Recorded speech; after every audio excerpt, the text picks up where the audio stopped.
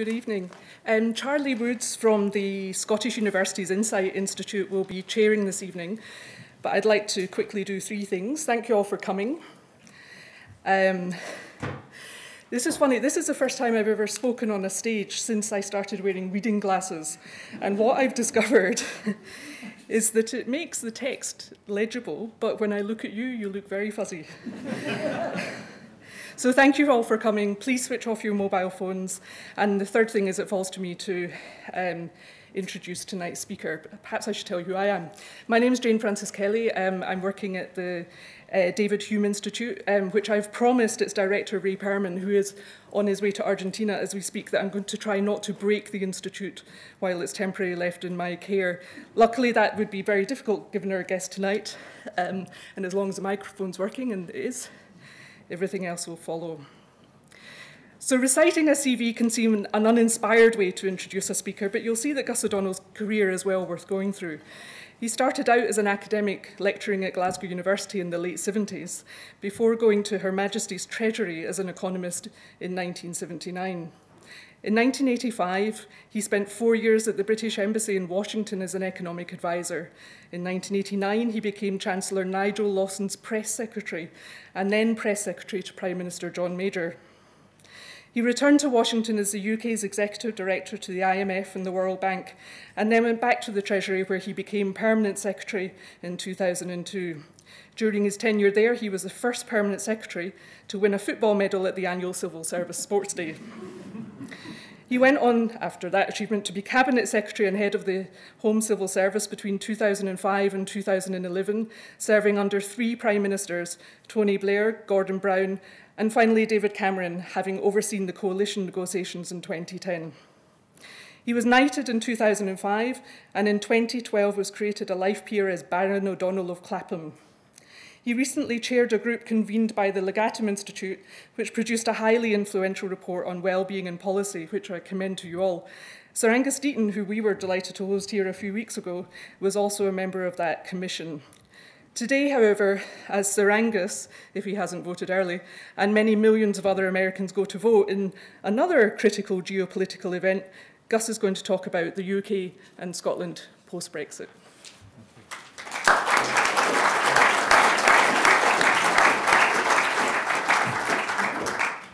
Thank you very much for that very kind introduction. It does make me realise, as you all know, having spent 2 spells in Washington, that a lot of minds are thousands of miles away as we speak, and I am certainly worried, and if you're not, you should be. And just another memento of that time when I started in Scotland, I have very, very fond memories of teaching at the university, and playing football at the university, and losing my front teeth at the university playing football. So it all fits together. Wonderful dentistry school, I have to say.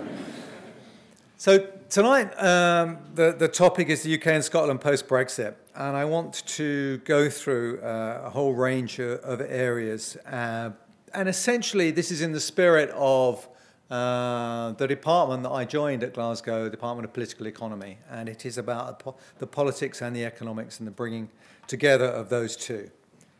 But also, this is the David Hume Institute. So now here we are 4 months ago after the referendum. I wonder what David Hume would have made of it all. Would he have called for us to base our votes in that referendum on the facts as, and I quote him, a wise man apportions his belief to the evidence? Or might he have sided with Michael Gove in his attack on experts, arguing, again I quote from David Hume, when men are most sure and arrogant, they are commonly the most mistaken. Perhaps he would have predicted the result on the basis that, and I quote, reason is and ought only to be the slave of the passions.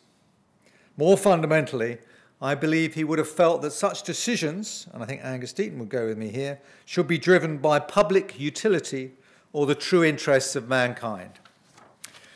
He might also have been interested in how people develop their beliefs about the evidence, and there's been some really interesting recent studies looking back at the referendum campaign by, first of all, Loughborough University, but then the Reuters Institute, and they bear close reading. The number of pro-leave articles is vastly outnumbered in the press, those arguing for Remain. And also, the study showed that campaigners were quoted far more often than experts. So, while I can't claim to know Hume's views, I am delighted to be here to share my own perspectives on our current situation post-referendum. And during the course of this lecture, I want to explore what this means for the future of the UK and Scotland, and the impact of Brexit on our economy and our political landscape. So first of all, what do we know about post-referendum UK? Well, we know the Prime Minister wants to trigger Article 50 before March 17. Sorry, before March 2017, with a view to finishing, because of the two-year process, in spring of 2019. Why? And it's really interesting that nobody in the media is really focused on why. And one of the reasons, I believe, is the European elections. The European elections are due in April 2019. Can you imagine being the Prime Minister overseeing elections to our European Parliament when actually a lot of people will have said, surely we're leaving in a couple of months? Surely we voted to leave this thing. What are we doing electing these people to this Parliament? Now, those elections normally aren't too good on turnout. We have a turnout of around 30-odd% normally. So can you imagine what the turnout would be? So I think she's very keen to finish it, for us to have left before those elections. We're not as bad as Slovakia, just to be clear. Slovakia, 13% turnout in the last European elections. I'm sure we could beat that if we did hold them. But little of substance has emerged from either the EU or the UK regarding those negotiations and the shape of future arrangements. Declarations from either side that portend a hard Brexit need to be taken with a pinch of salt. This is because both parties have the incentive to signal their toughness. And you will understand in this, as an economist, I kind of come at this as a variant of game theory. Both are playing a game, a one-off game in this negotiation. They want to signal their toughness, partly in the hope this may persuade the other side to relent, and partly because they need to send a signal to their internal constituents. Theresa May needs to send it to her pro-Brexit campaign that she does not intend to remain by stealth, and the Commission because it wants to discourage other members from jumping on the Leave bandwagon, or at least watering down key elements of the EU's functioning.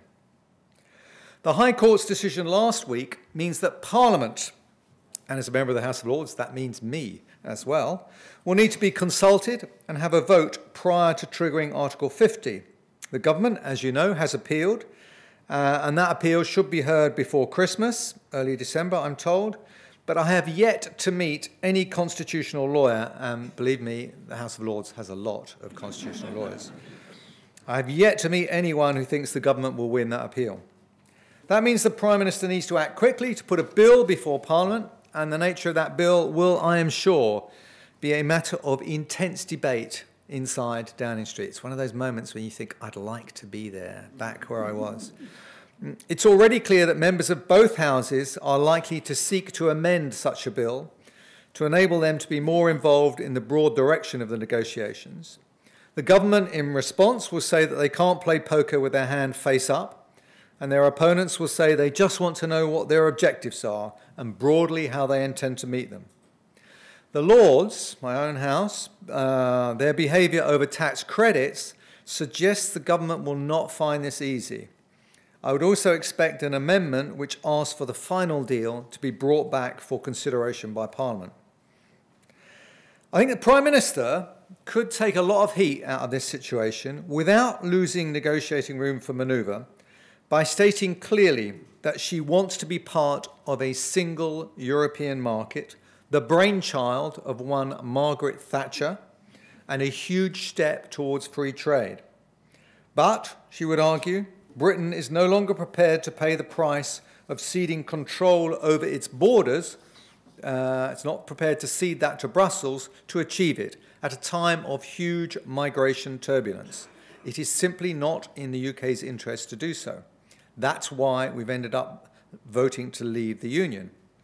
But all of Europe is facing a migration crisis, and this will be a massive issue during the numerous elections in 2017, including in France and Germany. Could we not work together to meet our public's concerns on this issue? Because unless we can make progress on modifying free movement, we will end up with limited market access, both ways, that will damage the UK and EU economies. So I think that's an argument you could make. What is becoming clear is that the UK will not be adopting a Norwegian model with full access to the single market. The Prime Minister has made it clear she will not accept full freedom of movement and wants to extricate ourselves from the oversight of the European Court of Justice. Although, please, any questions on that should be referred to those constitutional lawyers that I share the Lords with, because I'm not entirely sure what it means. One thing we have not said is that we will no longer pay anything to Brussels. Sorry, double negatives. Always avoid them if you can. But I remember talking to a number of Brexiteers. The three things they said was what leave means is no freedom of movement, no ECJ, and no money to Brussels. Well, what you've seen is two of those things confirmed, but not the third. And I think that's very sensible. Because as a negotiating position, it's very possible we will need to buy access to either some parts of the single market or a say in future decisions on rules and regulations. So in short, what we're going to be attempting to do is obtain a unique, bespoke EU-UK deal, including transitional arrangements, which will be a formidable task over the next 2 years. The idea that this is small, this is going to create an enormous drain on government resources, both ministerial and official. Of course, there's a crying need for us to know what the EU 27 are looking for in this process. Remember, game theory, you need to know both sides. What are the gains and loss functions for both of them? They will all be driven by what is most in their own country's economic interest, but this will be weighed against their political objectives. For some countries, they'll want to show their own nationalist movements that leaving has large costs. Some political leaders will worry that the UK's exit might prompt other countries to leave the fold. This would be particularly bad news if the leaders are all net contributors to the EU budget. Remember, and this is something people have forgotten in terms of our relations with Europe, they already have to fill the funding gap that is left by the UK's departure. So it's costing them. It will be costing them. But all this is conjecture, as we don't even know who will be the key leaders in France, Germany, Italy, to name just three key interlocutors. That's why, in my own view, very little progress will actually be made in 2017, which is a problem.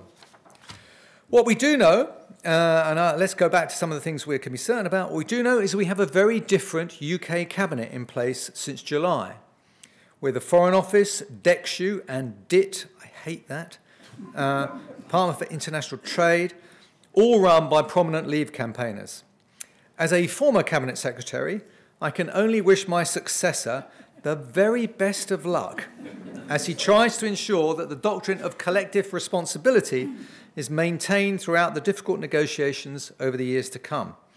The fact is, Cabinet has already suspended collective responsibility over Heathrow, so that doesn't augur well. But it was absolutely vital that Cabinet presents a united front to the EU 27. Otherwise, they will start the whole divide and conquer process. Okay, now turning to the impact of Brexit on what I would regard as the key societal challenges. And let me start as something of an economic determinist with the economics. Does Brexit make any difference to the greatest economic problems we face? And of course, for that, we need to define what are the economic problems. Personally, I put climate change top of my list. My old boss, Lord Lawson, would say that is not an issue, or at least not one we need to worry about now. So for him, a proponent of leaving, a strong proponent of leaving, the fact that we will no longer be bound by EU renewables targets is a positive. For me, it is very bad news. The UK has its own Climate Change Act, which might keep us on a path to cleaner energy. But both sides of this debate would agree that one country acting alone will make little difference. Our voice at the EU Council and at Paris helped produce strong statements which may well still be turned into actions, like, for example, the Mission Innovation Programme, which will make a difference. Without us around the EU table, I fear the pace of tackling climate change could fall. The second great challenge we face is ageing, or to use a more uplifting phrase from one of my someone that worked for me in the Treasury, Andrew Scott and Linda Grattan, written a book called The 100-Year Life. And the way they talk about it is, we are staying younger longer. That strikes me as a much more positive way of thinking about it. I like that. But the costs of dealing with an ageing population, many of whom have not saved enough, will fall on future taxpayers.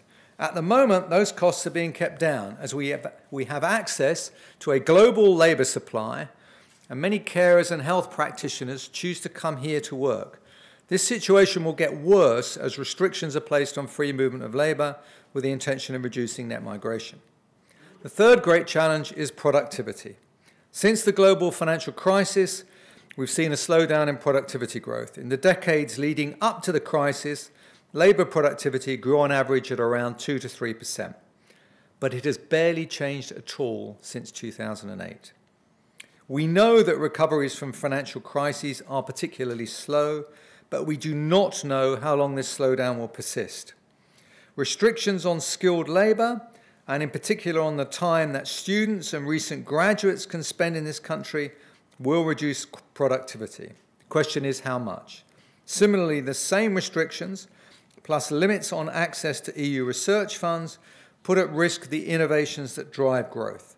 Again, the size of this effect is unclear, but no one disputes the sign. In Scotland, these arguments should have strong resonance. You have a number of great universities producing world-class research, welcoming experts from around the world. And you have exported great minds like Edinburgh's own Alexander Graham Bell and, I guess, Angus Deaton, who have innovated in their new countries. Another great advantage of our open borders has been the stabilising impact of migration on our economy.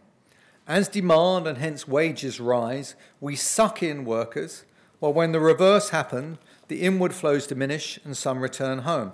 It's a process you can see very clearly in migration between the states in the United States.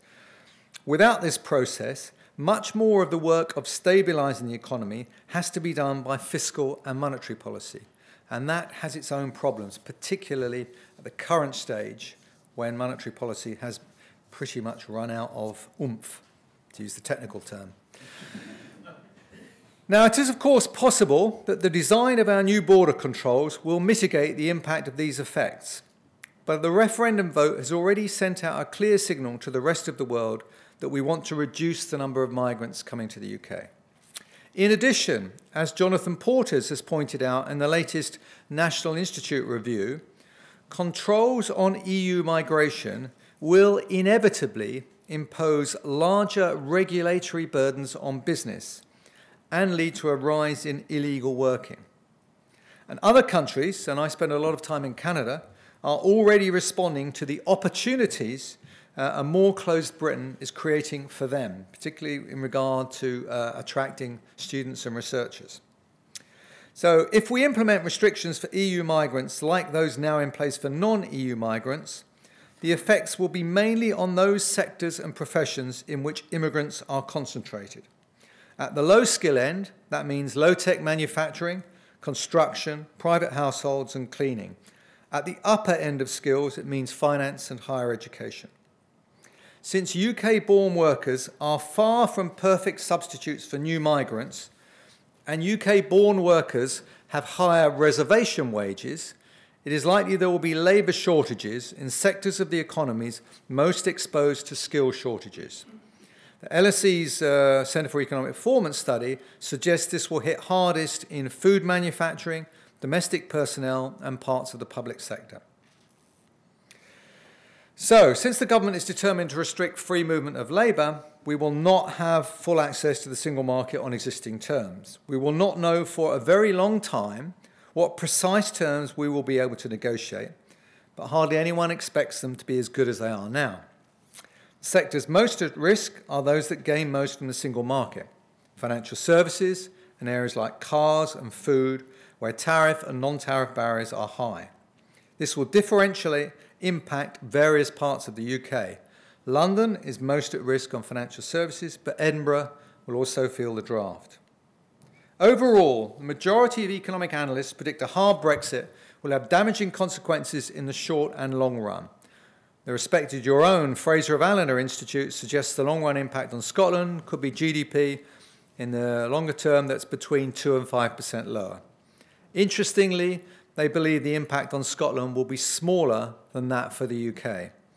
For the UK as a whole, the work of Svati Dhingra and associates at the LSE Centre for Economic Performance suggests a decline of over 5% in GDP per capita as a result of lower foreign investment and increased trade costs. So now let's look at politics, the impact on politics, and in particular Scotland. For Scotland, the uncertainty generated by Brexit could not have come at a worse time. The low level of oil and gas prices is bad enough. In addition, Scotland has unusually been underperforming the UK economy throughout 2016. Of course, the Scottish Government has an increasing set of levers to use to offset this underperformance. They'll be responsible for raising up to 40% of revenue once the VAT changes are in place, and about half of the Scottish budget will be funded by revenue raised in Scotland as opposed to the block grant. It will be interesting to see if the government introduces measures which might raise Scotland's growth rate relative to the UK. Such measures are not easy to find and are unlikely to take effect immediately. And they certainly create a very difficult economic backdrop against which, for example, you might want a second referendum, independence referendum might happen. Clearly, a substantial majority of Scots voted to remain in the EU. Some commentators thought a vote to leave would be followed by another referendum in Scotland on whether to leave the union with the UK. The thinking was that Scots would prefer a union with the whole of Europe rather than one with the UK. Nicola Sturgeon has adopted a more nuanced approach with her 5 tests. Now, I know about 5 tests. I work with Ed Balls and Gordon Brown on the 5 tests to assess our readiness to join the euro. Your First Ministers span the political and economic spheres, and having looked at them, I think they are almost certain to be failed. Tony Blair probably thought Gordon's tests were designed in much the same way. But at the Treasury, we try to approach this subject as objectively as possible, looking at the economics behind those tests. And if one were to think about the economic tests for whether Brexit benefits Scotland as objectively as possible, what would those tests look like? And of course, as always in these things, we have to have 5. Right? It's kind of one of the rules of tests. Go figure. So first off, I've said, and I would, wouldn't I? How does Brexit affect the great challenges that I mentioned earlier? Does it help with climate change? Does it help our demographic challenge? Does it help us to raise productivity? Secondly, and I think this is hugely important, and having listened, I hope, to Angus Deaton, you'll realise how important this is. Does Brexit reduce inequality in Scotland? Does it allow you to do more to do that? Thirdly, does Brexit enhance Scotland's voice on global issues? Remember, I talked about climate change.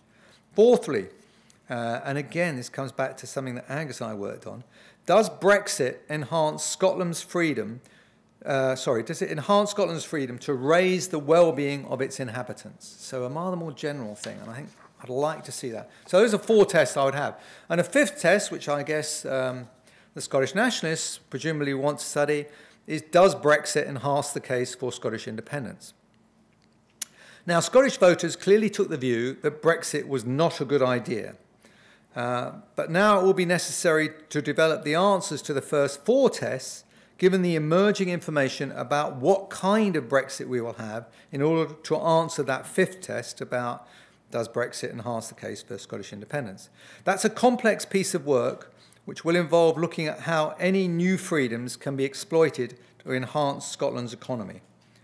Of course, while Brexit might enhance the case for independence, this does not mean that independence within or out with the EU is preferable to union with the UK out with the EU. To answer that question, I would go back to the 6 tests, the 6, he got it wrong, he added an extra one, presented by my former colleague, Professor Andrew Gowdy in Scotland's Future, which was published in 2013, in which I had an article about fiscal rules for Scotland as well. So what is clear is that Nicola Sturgeon has a difficult hand to play in the Brexit negotiations. Some in her party may take the view that the worse the deal the Prime Minister gets, the greater the case for independence. There are also those in the SNP who feel that they need a second referendum quickly in case support ebbs away, as it has in Quebec. I've heard this argument a number of times. Believe me, I go to Canada a lot. This is a completely wrong analogy. In Quebec, it's the older age group who favour independence, and they are quite literally dying out. So as time goes on, the case for Quebec to go independent is getting smaller, and the polls show this quite dramatically, is just going away. But I have enormous respect for your First Minister. I believe she is one of the most able politicians I have met. But it would be a cruel irony if she were to share David Cameron's fate and end up being remembered for calling a referendum expecting to win, only to set back their own course irreparably. So now let's turn to UK politics and Parliament. As I said, the High Court means that there will be a vote prior to triggering Article 50, subject to the appeal, and it is very likely that there will be amendments to that, basically asking for some idea of the broad direction of negotiations and possibly in vetting any final deal. And indeed select committees, of which there are now a very large number, which is going to be a joy for all the officials appearing before them. I say this having spent an hour and a half before a select committee this morning. It never ends, believe me. They've always got you. This is going to be particularly tricky because officials are going to be called before a select committee, half of them adamant Remainers, half of them adamant Brexiteers, to talk about the details of negotiations, and the officials are going to say, we're not going to give you a running commentary. It's very difficult to say that for an hour and a half. So, again, having said I wish I was there, I'm now rather glad I'm not for that bit. So I think that's going to be quite tricky. But I do think there is a legitimate role for Parliament to say, tell us about your strategy. What are the outcomes you're going for here? And then not to get into the detail of negotiations, but to actually say, what really are you trying to achieve? Now, what about devolved parliaments? Prime Minister has met with all heads of the devolved administrations and explained how she hopes to handle negotiations. And of course, the Prime Minister has to find the best deal for the UK as a whole, and that may well involve trade-offs. This is where each devolved nation needs to explain carefully their case so that UK negotiators can get the best overall deal. This is another reason to welcome the work envisaged by your First Minister, as ideally it will help both the UK and Scotland get the best deal from the EU 27. Turning to the detail of the negotiations, let me start by clarifying an important point here.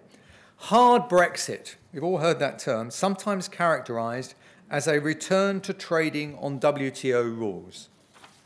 That's not correct, right?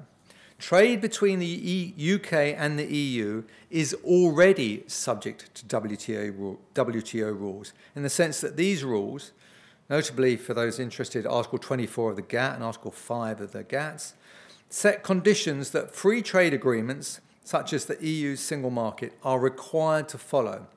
This has some important implications, and I'll come back to this later, particularly with regard to the Nissan example.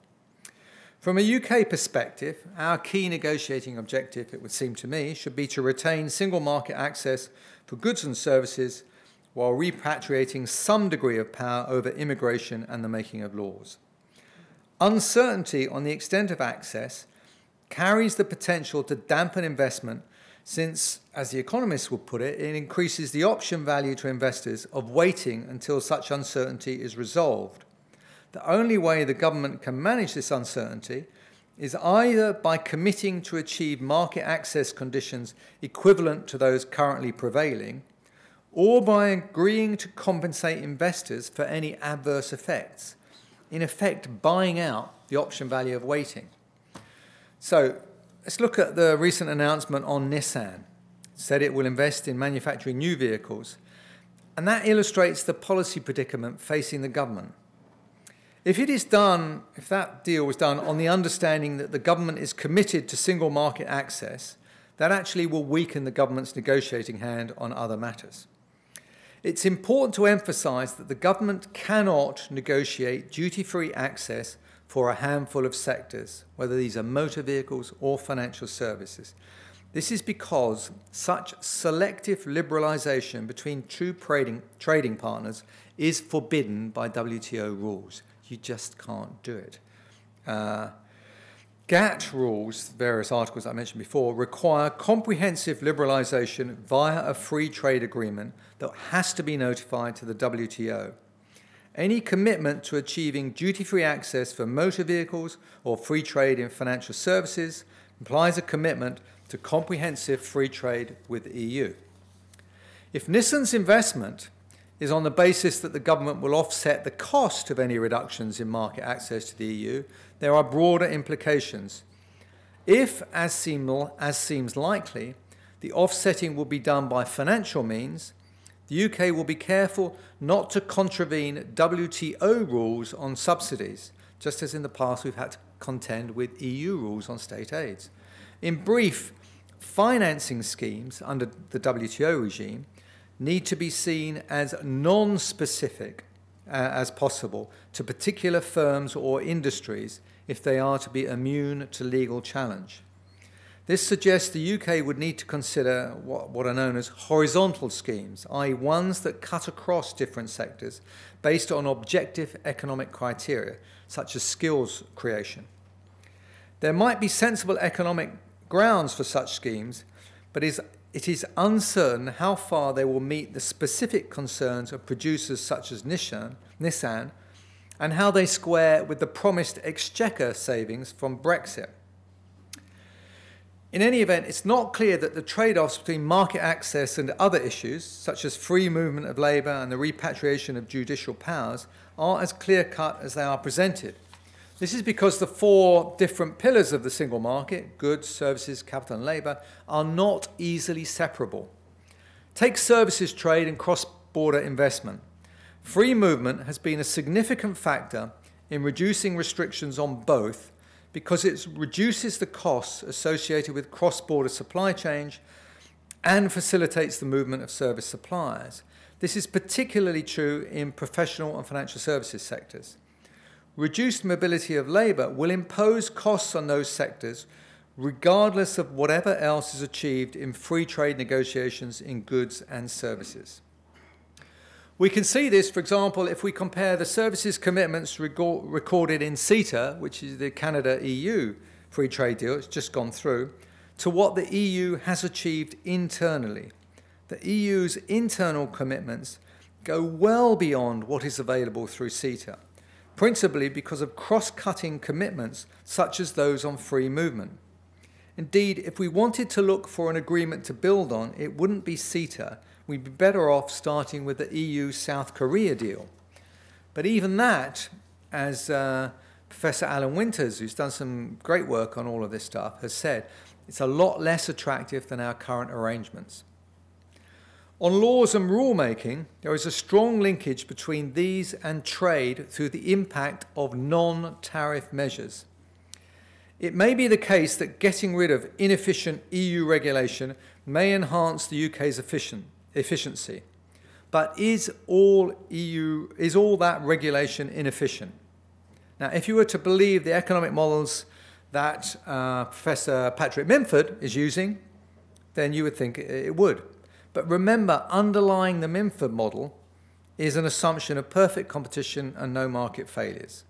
Such models are, to borrow from David Hume, which seems appropriate here, little more than sophistry and illusion and should be consigned to the flames.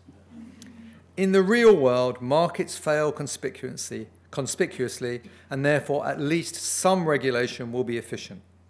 Moreover, UK producers exporting to the EU will need to comply with EU regulation in order to do so. This could be done by negotiating equivalence or mutual recognition provisions at arm's length, but that appears to be a poor substitute for being at the table when the regulations are designed in the first place. So now turning to non-EU trade deals. One of the advantages of exiting the EU's customs union is that it would allow the UK latitude to set its own tariffs vis-à-vis the rest of the world at levels below the bound, the most favoured nation rates that it has inherited from the EU. That could boost internal efficiency and hence growth. But the politics of such unilateral reform, especially in the aftermath of Brexit, do not appear promising. It would also be possible for the UK to negotiate reciprocal free trade agreements with other trading partners.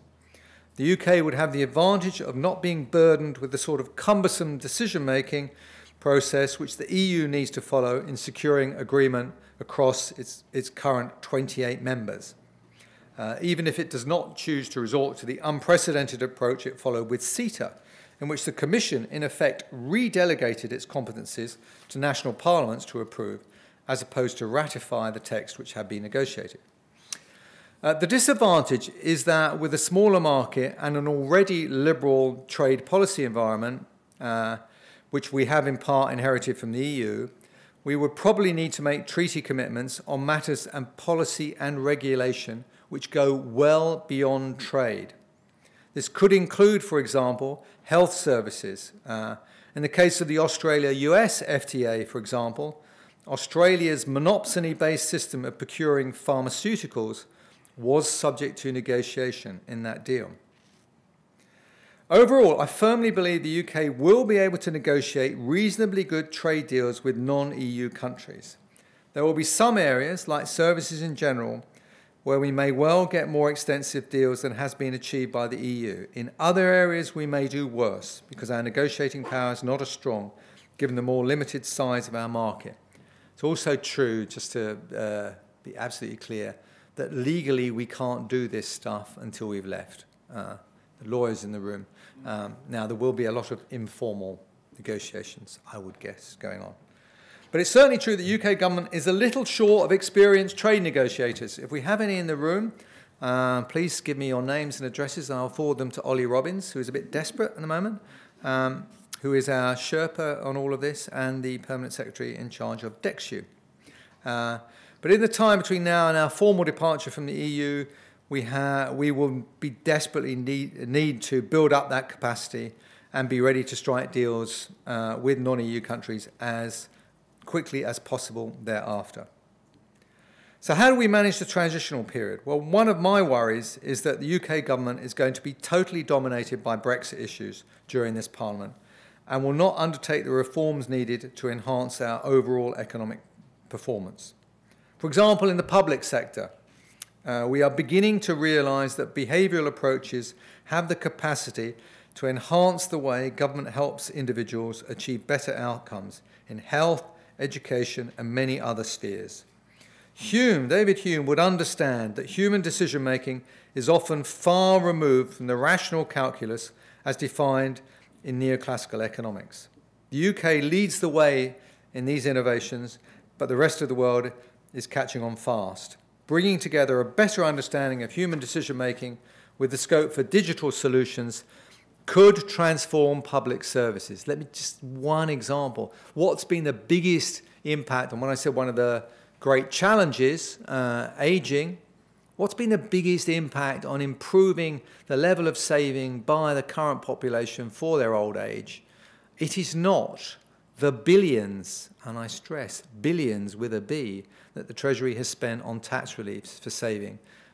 It is in fact the virtually costless change of default, which has meant that people in a company are defaulted into the pension scheme and don't have to opt in. And remember, even advocates like me of that wonderful behavioral nudge thought that we might get 60 to 70% of people to stay opted in. And the reality is the number's nearer 90%. And it includes economists, I'm afraid to say. As chairman of Frontier Economics, I thought that full of company, an SME, full of 200 very clever economists, they would have worked all this out, so they should have been part of the scheme. No. They are exactly the same as the UK population. That's sad, isn't it? But brings it home. So the scope for behavioural changes to actually improve the public services is enormous. Indeed, and added to that, we have a situation where governments have the opportunity of incredibly low long-term real interest rates, which could be used to enhance borrowing for worthwhile infrastructure projects. Some believe that growth can be enhanced by removing regulations imposed by the EU. I am very sceptical about this. The truth is, Parliament tends to be heavily influenced by the various pressure groups, and these invariably call for more regulation. I have seen this day in, day out in the House of Lords. It's a myth also that the civil service likes regulations. Indeed, one of the great attractions of behavioural approaches is that they can operate in place of regulations. Parliament and select committees have looked very severely on regulators who are judged to have been too lax. So there are pressures on regulators to be quite severe. The pressure to deregulate it has tended to come from the executive, the government, in the form of various bonfires of regulations. I've done my fair share. So while there may be some scope to drop certain EU regulations that adversely affected the UK, I doubt that the net effect will be very large. Indeed, the sensible decision to keep all existing EU regulations shows that any future changes will be at the margin.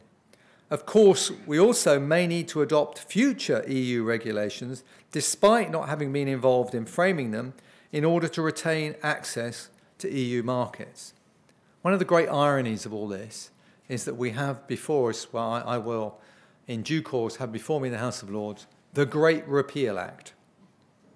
The Great Repeal Act actually feeds into UK law every single EU part that we have had so far. So the Great Repeal Act is wonderfully named. It's the complete opposite of what it means. As regards macro policy, and I won't go into great detail here because there isn't time, it's clear the bank has been forced to stimulate the economy by keeping interest rates unsustainably low and using QE, quantitative easing, to such an extent that it has severely distorted asset allocations. The Chancellor has an opportunity with his first autumn statement to think how he can help to correct this imbalance. One possibility is to do what I said about borrowing more for infrastructure projects. The other is to introduce regulatory changes to encourage pension funds to diversify away from bonds and equities, and in particular into real assets like infrastructure. He also needs to think about the right fiscal rules in a world of virtually zero long rates. Let me be clear, I am not advocating extra current public expenditure. Current, I stress. The deficit is still too large. We should take a ruthless look at all those areas where the state gives money to relatively rich people like me. The winter fuel allowance, which I don't yet get, but I will get on current form, being the prime example. We could also usefully get rid of the plethora of special tax reliefs which make our tax system so complex and for which the evidence about them working is really quite low, if any. I think there's a lot that could be done, and we could use the proceeds to lower overall tax rates or enhance capital spending. Believe me, the Treasury has a host of such plans. All we need is a Chancellor willing to take the political gamble to implement them. Now might just be the time, as we desperately need to show that our, quotes, independence can be used to good effect. So to conclude, much discussion on Brexit supposes that the world outside, by and large, remains constant. This may not be a wise assumption, particularly if America goes in a certain direction. The EU, post-Article 50, will be deprived of one of its most consistent liberalising voices and may well face the temptation to turn inwards. A Trump presidency in the US could usher in turbulent times in international trade, with a significant risk of trade wars breaking out on a beggar my neighbour basis. The old adage that free trade agreements and economic partnerships are like gangs. They may be ugly, but it's better to be in one if others are and the neighbourhood is unsafe. That adage may come back to haunt the UK. The Brexit negotiations will dominate the political and economic agenda for the next few years at least. It is incumbent on all the involved parties to undertake the analysis necessary to allow the UK government to get the best possible deal. The Scottish independence referendum and the Brexit one have in common that the people were asked to choose between the status quo and a different world that was only vaguely mapped out. The post-Brexit problems illustrate how harmful this can be. And it's just this feeling that what is being delivered is not what the people voted for that is producing arguments from both wings. The Brexiteers are saying that the people's will has not been followed, and some Remainers making the case for a second referendum because the alternative to staying can now be spelt out clearly. The fundamental lesson for me, and if there's one thing to take away from this lecture, it's this, is that before having a referendum, it is important that the alternative to the status quo should be spelt out more clearly. But whatever the result of these things, it's important how you manage the world post-victory that will affect the lives and well-beings of all the electorate. In a democracy, that should surely be our number one concern. I thought I'd end with a little bit of poem. I'm so pleased, Scotland, you voted to stay, both in the EU and the UK. Brexit means Brexit was the PM's last word, so please, dear Nicola, make sure you are heard. Thank you.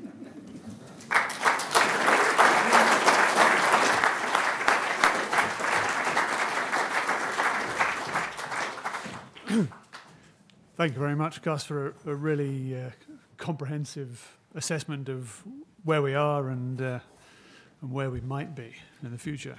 Time for questions now, and given what you said about your what was said about your CV, then maybe questions on Champions League reform would also be interesting. We've got a load of hands. We've also got people, I think, in the overflow room. So if anybody there wants to ask a question, I think they come down to the door and get the microphone. That'll be fine. Okay, we'll take the gentleman in the middle here. Yeah. Thank you very much. Extremely interesting. What exactly... Sorry, there is a microphone, yeah. Sorry. What exactly could Europe do about it if Theresa May said, we are going to put in just our key objectives and key controls, such as visas, but actually we're going to refuse to use Article 50 until the end of the primary process, and we're just going to use Article 50 for the 2 years for the inevitable wrap-up issues. Would that not turn the tables in terms of the clock running down in our favour and not in Europe's favour? So, shall I do it from here? Yeah. You're right. I mean, I worked for a long time with John Kerr, Lord Kerr, who I'm sure you all know, who was in fact one of the people who wrote the treaty that it contains Article 50. And the point about Article 50, it is written by the EU, the Commission, heavily influenced, in order not to be a neutral process of leaving. This is massively biased towards the stayers. It's a process that gives the power to the Commission. You can only extend with a vote on unanimity, and otherwise you just default to WTO. So it's a process that I, for one, was hoping we would take our time before we triggered it. And in particular, given the point I made about the French and German elections, I think we're not going to do anything in 2017. So it would have been better to trigger, in my view, in the autumn of 2017. The problem is Theresa May is under pressure from her own side, who are saying, actually, you're trying to weasel out of it. Your Brexit doesn't mean Brexit, and you're going to find a way around it. So she made the political decision, which is hers to make, that she was going to trigger it early. But I think that has made life very difficult. And it's not a process that is geared towards a level playing field. So we all need to work very hard to get a good deal during those 2 years. And of course, the most likely outcome, let's be absolutely clear about this, is that all sorts of things aren't resolved. We do actually leave at the end of 2 years, but there's all sorts of transitional arrangements, all sorts of things which are, in that wonderful EU way, pushed into the long grass. Okay. Question. Let's take a couple of questions, but there's two there sort of side by side, so we'll take those two together. You mentioned about the constitutional lawyers in the House of Lords. I'm just wondering if you have any observation on one or two things. The Crown Prosecution Service allegedly looking at whether undue influence was exercised by Vote Leave and Leave EU, and whether that responsibility then follows on to the successor body, Change Britain. In terms of the High Court action, have you any comment on both the Lord Chancellor inadequately, to my mind, supporting the judiciary in their independence, which I think is disgraceful, and whether or not any media complaints about the media are likely to go to Alan Moses, because interestingly, he refused to be drawn on the issue very clearly on Radio 4 yesterday. There's a question behind you as well. I'll take that. You've used the mention of game theory quite a lot. A game implies a board, players, rules, and boundaries.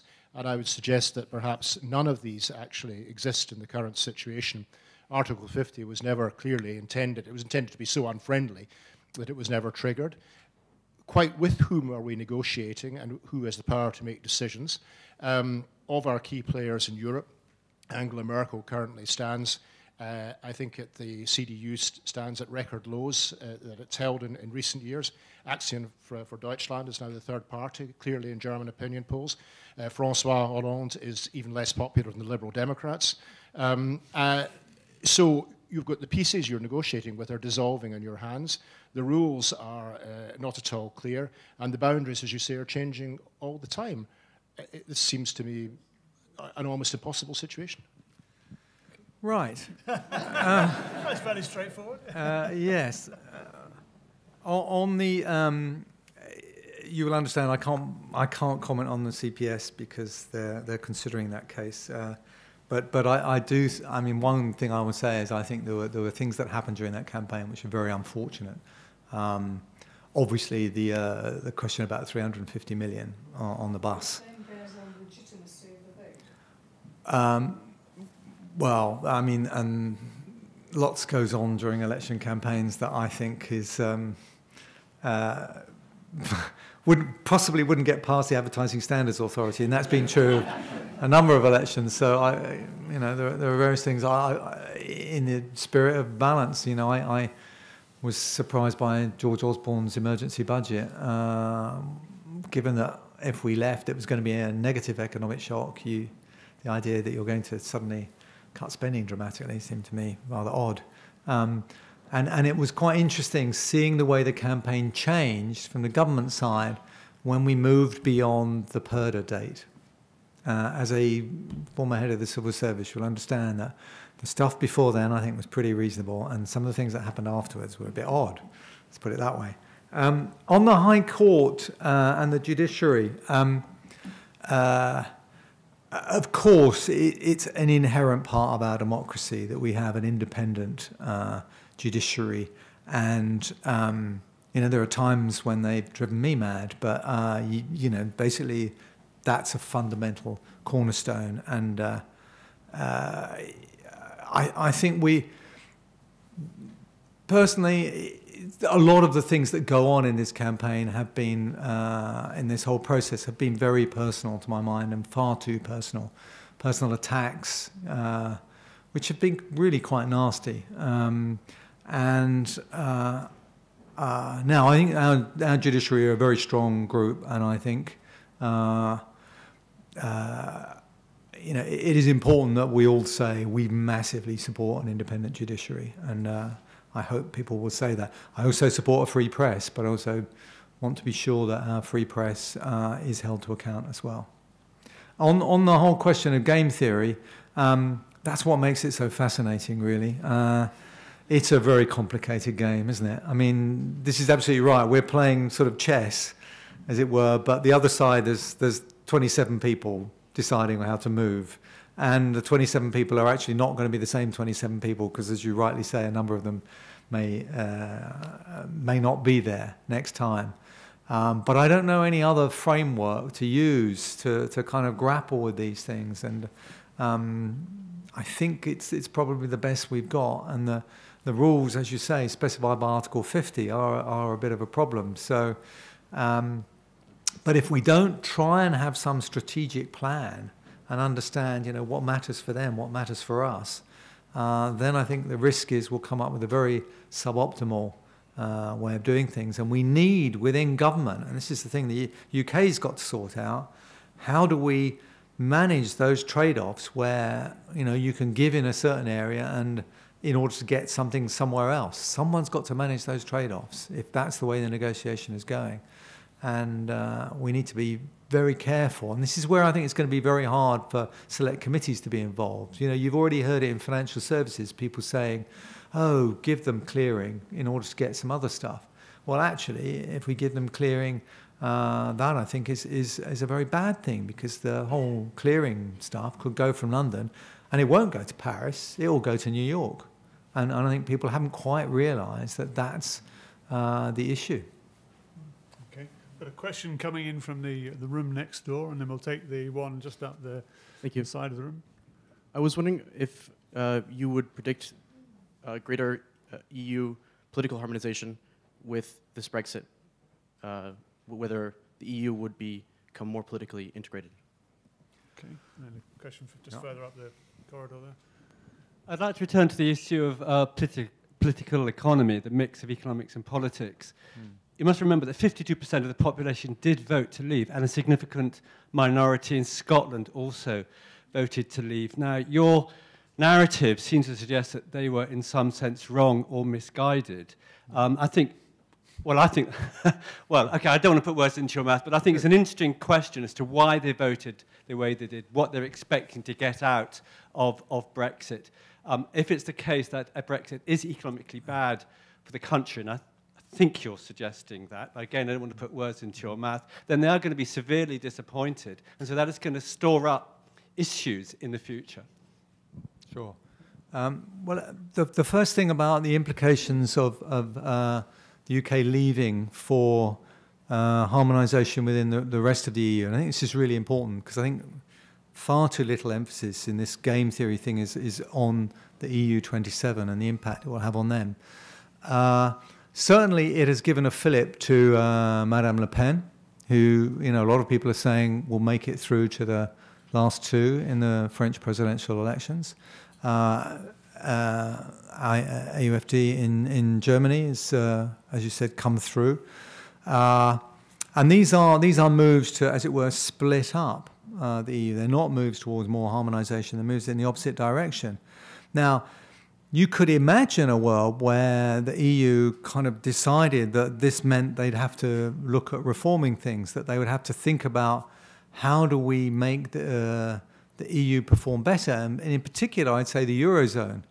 You know, as an economist, when I look at the Eurozone, having done the 5 tests, I think, well, the problem is you haven't done the things that are necessary in a single currency area. In the US single currency area, you have large fiscal transfers.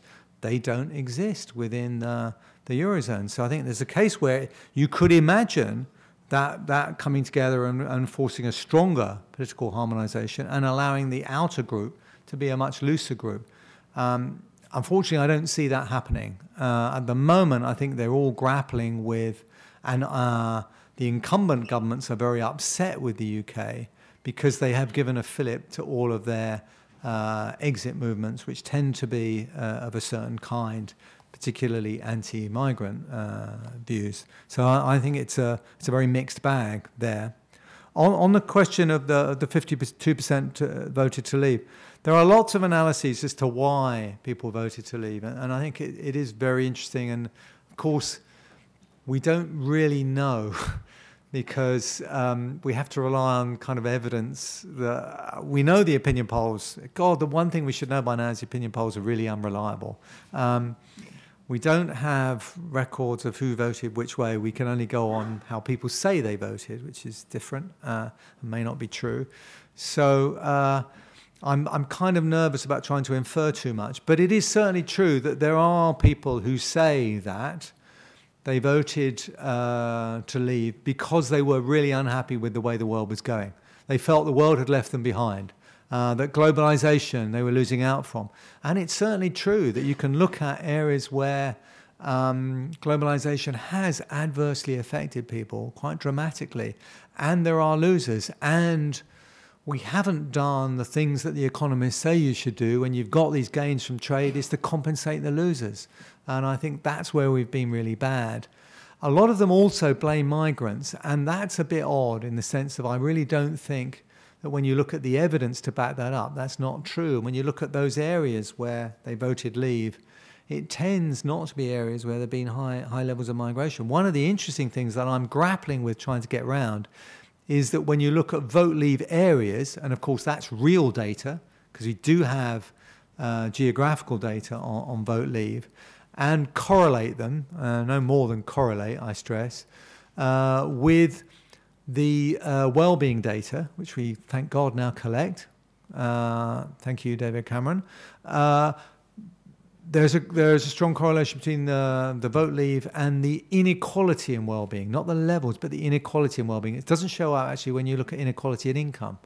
So there's something going on there, which I think is really quite interesting. But it does worry me that you've got in the pro-leave camp a lot of people. If you listen to the sorts of things John Webwood says, and I got him to say them all on that Radio 4 program, if anyone listened to that, it was in August, possibly not, the Leavercrats, they're looking for a much stronger global, a free trade in red in claw and tooth. And I think there's an issue that, yes, we may well find some people that voted one way thinking they were voting for a certain kind of outcome, when in fact they get an outcome which is rather different. And so that's, I think, where it really matters, how Brexit is implemented. I think Theresa May understands the issue about those who feel left behind, and certainly her words on the steps of Downing Street kind of were a strong recognition of that. The issue is, what policies does she implement to back up those words? Okay, thanks.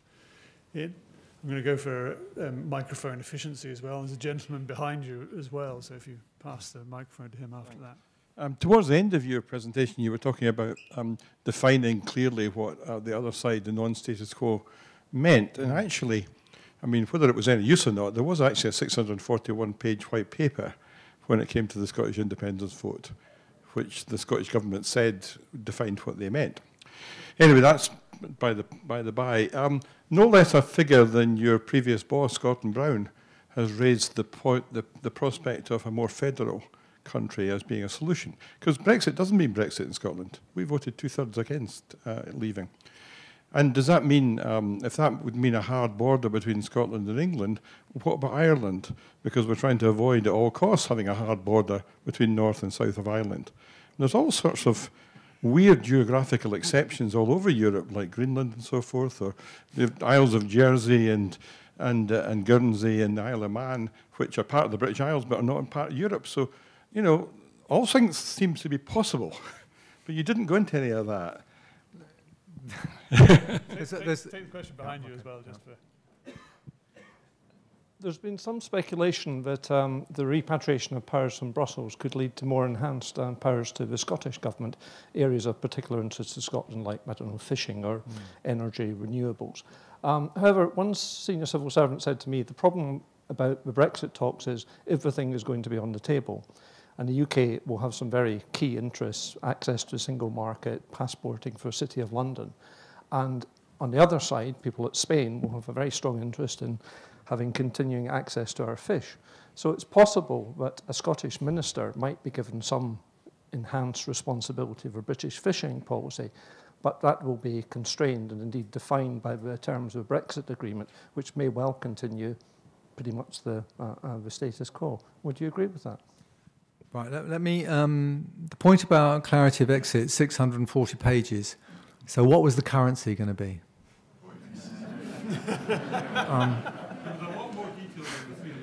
No, what I'm saying is, you know, I think there are good referendums. So even though I didn't like the result,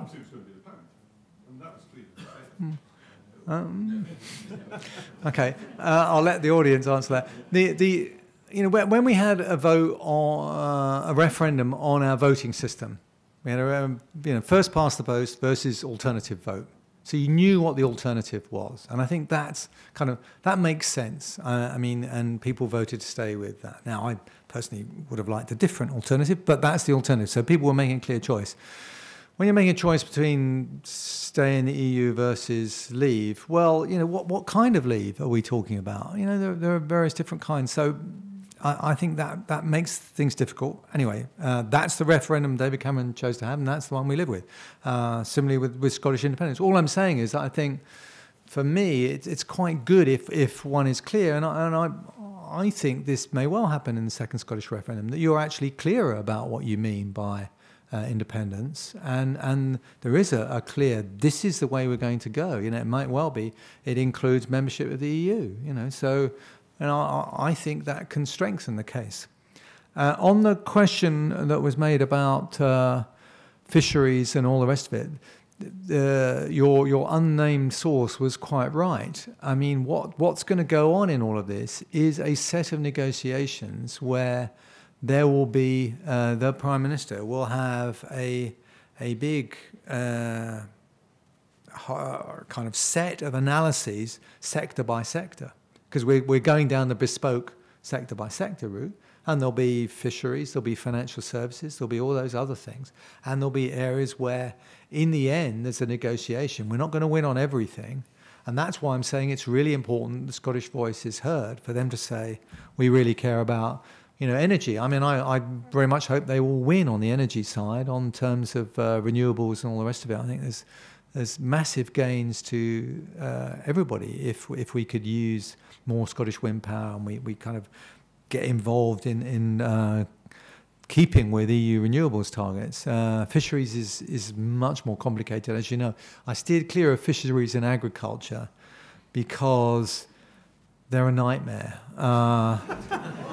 Is the short answer to that. If we got into the exigencies of fishing and common agricultural policy, you know, I think there's all sorts of, those are EU policies that I think it's very easy to improve, but there are very clear winners and losers in all of this. And I think that's one of the areas where we need to say there needs to be a very public debate about what are the things that really matter to us.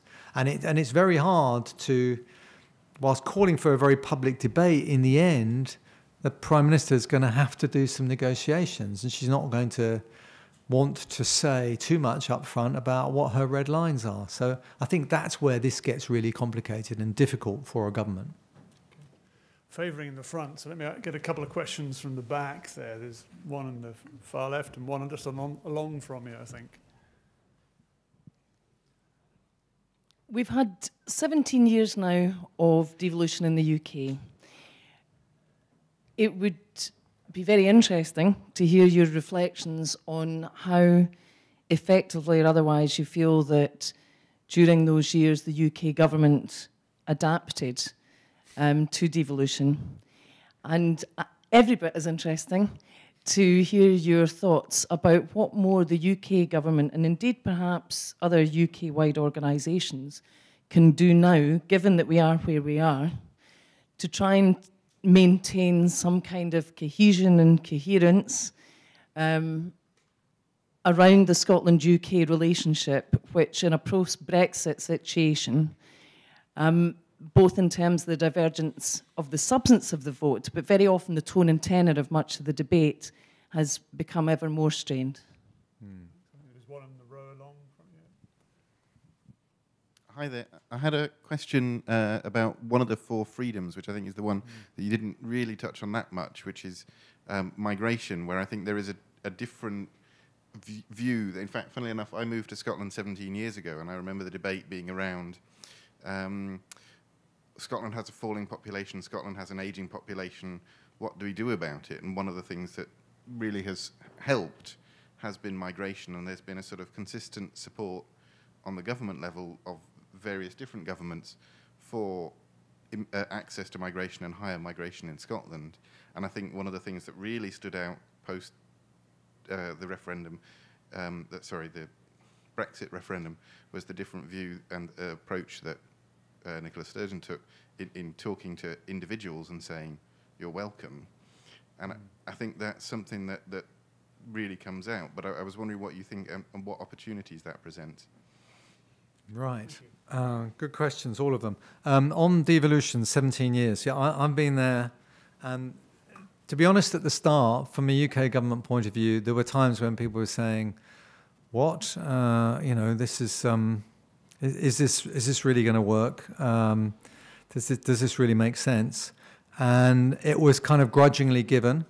And I think as time has gone on, people have realised the world didn't fall apart.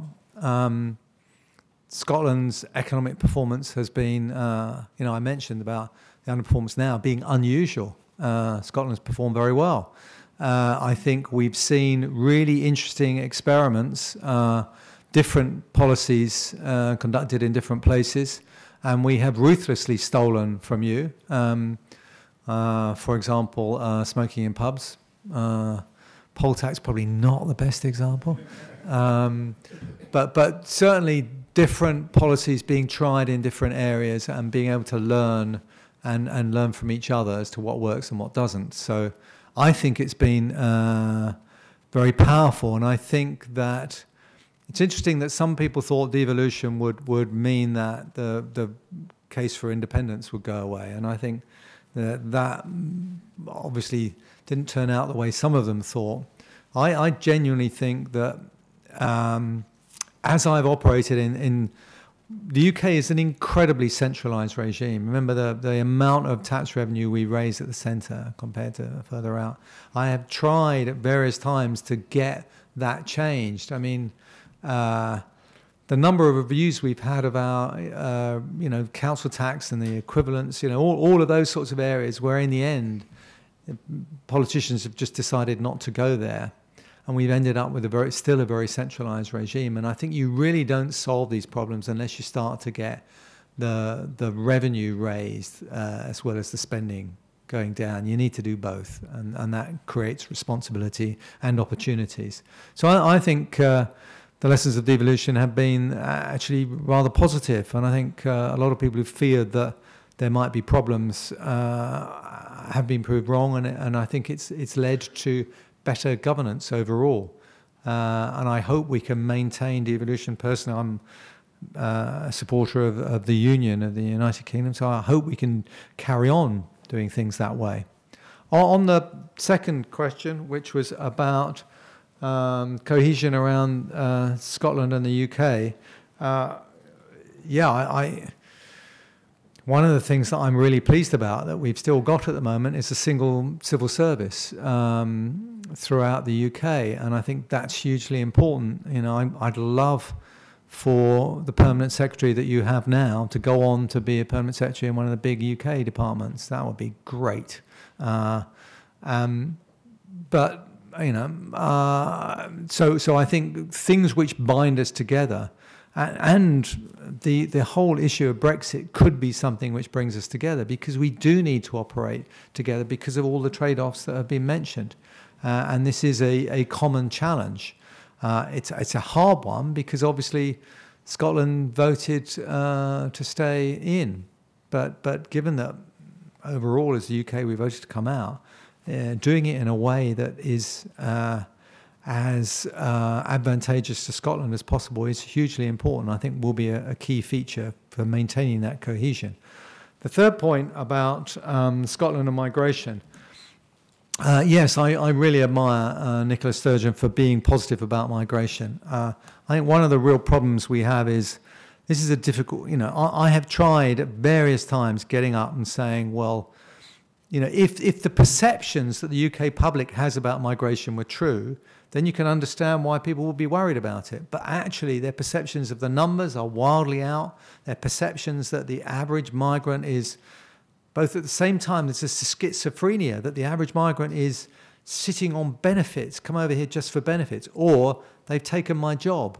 When in fact we know that the average migrant is slightly better qualified than the average UK-born resident. They're less likely to be on benefits. Their skill levels are high. You know, they basically add an enormous amount. And I think the whole rhetoric about migration has been way too negative. And I think we need to start understanding precisely how much migrants have added to our economy. Now, that's not to say there aren't specific problems in specific areas which we could find ways to deal with.